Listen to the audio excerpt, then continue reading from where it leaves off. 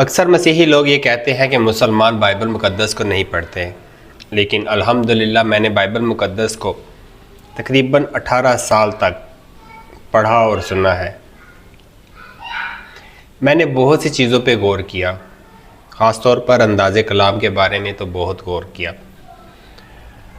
اب انداز کلام میں جو بائبل مقدس اور قرآن مجید میں فرق میں نے دیکھا ہے، میں آپ لوگوں کو بتاؤں گا اور دیکھوں گا کیا جو فرق میں نے محسوس کیا ہے آپ بھی وہی فرق محسوس کر رہے ہیں یا نہیں۔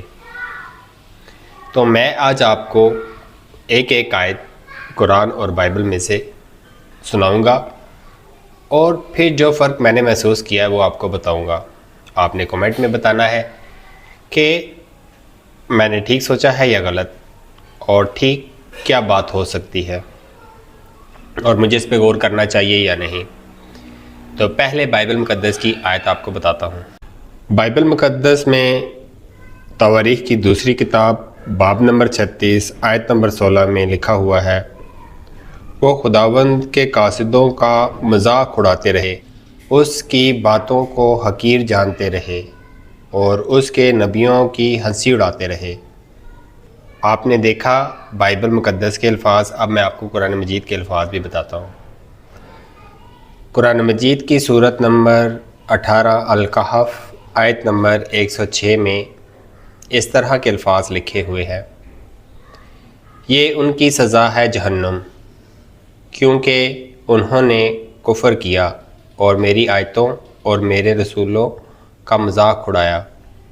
آپ کے سامنے قرآن مجید اور بائبل مقدس کی آیات کو میں نے رکھا ہے۔ قرآن کہتا ہے میرے پیغمبروں میری آیات، اور بائبل مقدس یہ کہتی ہے خدا کے پیغمبروں یا خدا کے قاصدوں، یعنی ایک کتاب کہتی ہے خدا، دوسری کتاب کہتی ہے ہمارے، یعنی مصنف کی طرف اشارہ ہے۔